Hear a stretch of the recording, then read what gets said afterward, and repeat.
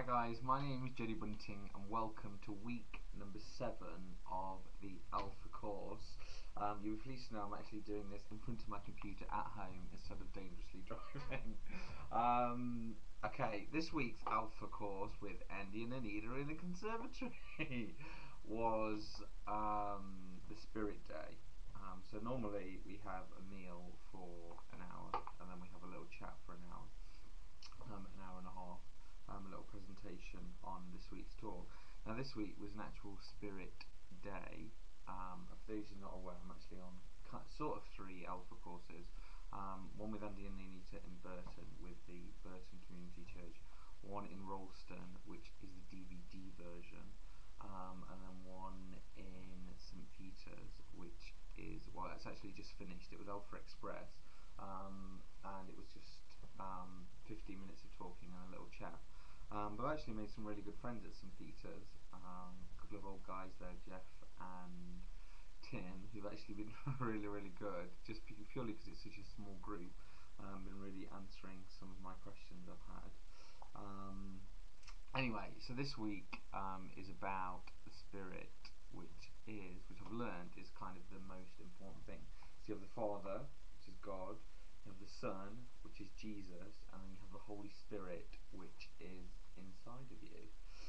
And I've spoken a little bit about this before, just about the television program where the Holy Spirit talking in tongues. It's a little bit weird,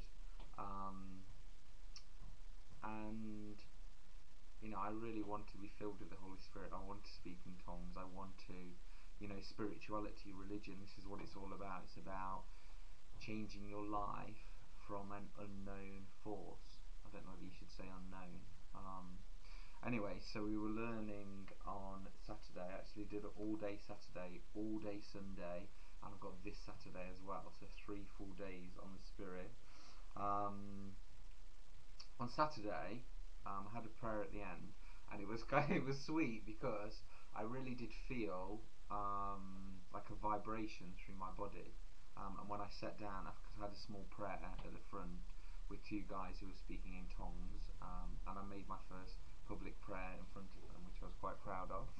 And then when I sat down afterwards, first of all, I was just I could just feel like an energy, like a really good energy in my body. A little bit nervous energy, I guess, but in a great way. And then there was a guy playing on the piano literally continually for 30 minutes, like Titanic music. I'm not gonna, a little bit sad, and I did start to cry. I went to the bathroom afterwards, and then I came back and I just started crying, which I think was a great thing. And the guy in front of me, an older guy that I didn't really speak to before this day, when I first got there, he just started crying on me straight away, just because he was overwhelmed with the day. There was 150 people in Little Over Methodist Church, and it was just a really great feeling of all those people there learning about the Spirit. Anyway, on Sunday with Andy and Anita, as always, they go into the subject in great detail, and at the end I had a prayer with them, and this time I could just feel almost the Holy Spirit coming into me via it was as if somebody was holding my middle fingers, and I could just feel like the energy coming down. The problem with the Holy Spirit, which they explained, is that sometimes, and most people, well, I'm not going to say most people, but a lot of people feel nothing at all. So it is one of those things, you hear the stories of people collapsing, people crying, people screaming with with joy, and I do feel like I have got the Spirit invoked in me. And they said, yes, when you become a Christian, you have got this little flame, but the idea is to be filled with the Holy Spirit, really get those fires burning. So I am continuing to pray for the Holy Spirit, and their guidance was to go into a solitary place, a lonely place, and really just pray to God to bring the Holy Spirit into your life. Which I am going to be doing. I've said the prayer, for those of you who are aware of the prayer about inviting Jesus into my life. I did say that unintentionally a couple of weeks ago when it came up on one of the DVDs, But then I said it last Wednesday in St Peter's Church, and I really did mean it. And again, I had like a joyful feeling there. But this Sunday with Sarah, I'm going to be doing a little prayer in Marston Church. On Tuesday gone, I went to Marston Church and did my rehearsal for confirmation. I was quite excited about tasting the bread for the first time, which you're allowed to do when it hasn't been prayed for. But this is the one thing I really missed in Egypt. You know, all my Christian friends there, I think they were like, this guy's a joker, you know, he can't even take the bread and wine, you know, he's not a real Christian. So in a sense, I do want to be part of the whole taking of the bread and wine. But also, obviously, for myself, you know, just what it means. The bread is the body, the wine is the blood. Obviously, not literally. Had a little test as well at my confirmation thing where they were just asking us, you know, if you were trying to promote Christianity to somebody who didn't know anything about it, what would you say? And my answer was, if you believe in Jesus, you're guaranteed 100% to go to heaven, which again is quite a big benefit in this world. So welcome to Christianity, gang. Okay, a little bit more about the Spirit. I haven't really talked about the Spirit, but it was just like, who is the Spirit? I'm just going to refer to my little book, because it was a huge day, and I did joke that maybe I should have popped to the bathroom and made a secret recording in the toilet, but I didn't do that.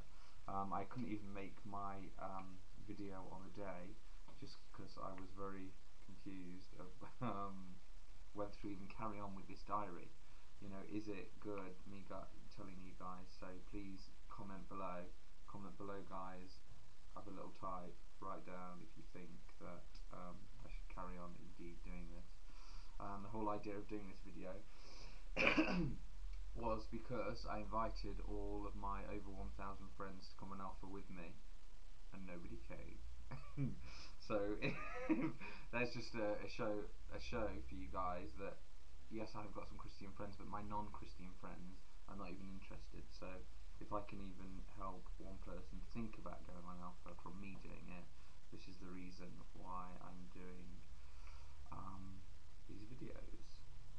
Okay, so it's session number 7. So who is the Holy Spirit?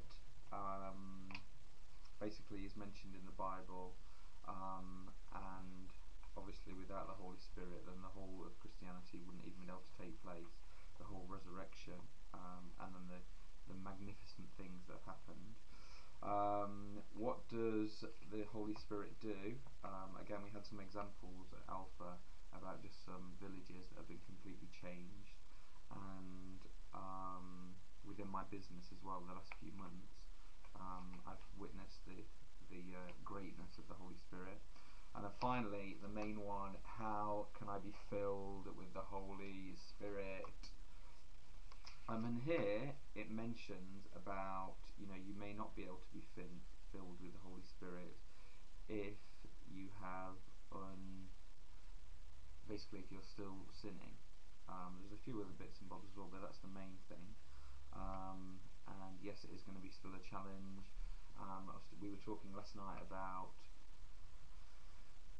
the whole issue over sins and temptation. Temptation is okay, but to actually carry out the action. But obviously what I'm thinking about is the more you think about temptation, the closer you come to be sinful. So, I don't know. And then finally talking in tongues, again I witnessed it over this weekend. If you don't know what tongues is, it's basically an undescribable language where you can speak to Jesus. So I'm not quite able to talk yet to you in tongues, but I guarantee you in the future I will. I just know I will.